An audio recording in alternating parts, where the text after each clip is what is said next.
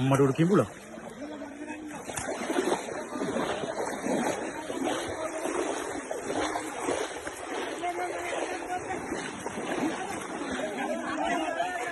අනේ කිඹුලා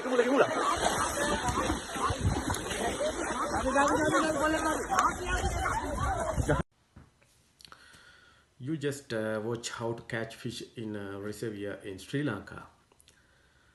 Sri Lanka is a home to more than 12,000 irrigation reservoirs. Many of them were built over 2,000 years ago, forming the backbone of the country's ancient civilization. Most of these reservoirs are located in the dry zone, where rainfall is limited, but water management has sustained life for centuries. Inland fisheries in Sri Lanka began with the introduction of exotic fish species, especially tilapia. The impact was remarkable.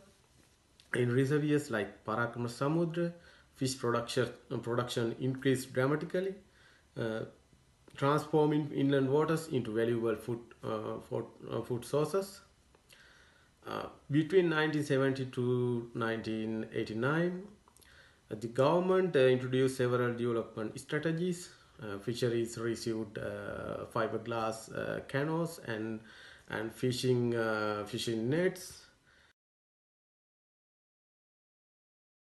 Through subsidized schemes, fisheries cooperative societies worked closely with the government to manage fishing activities and prevent overexploitation. The National Aquaculture Development Authority launched major projects to enhance inland fisheries, culture-based fisheries, where fish seed is released into reservoirs, significantly increased fish production, especially in nutrient-rich village tanks. Fishing activities vary by season and reservoir type. During the dry season, fish concentrate in larger reservoirs.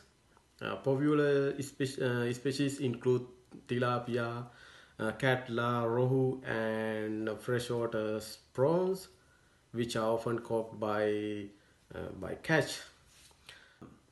Where village community play a vital role. They meet annually to plan stocking, guarding, investing, and marketing fish. Profits are shared equally, strengthening community bonds and livelihoods. Despite biological productivity, inland fisheries face challenges. Small reservoirs cannot support commercial scale fishing naturally.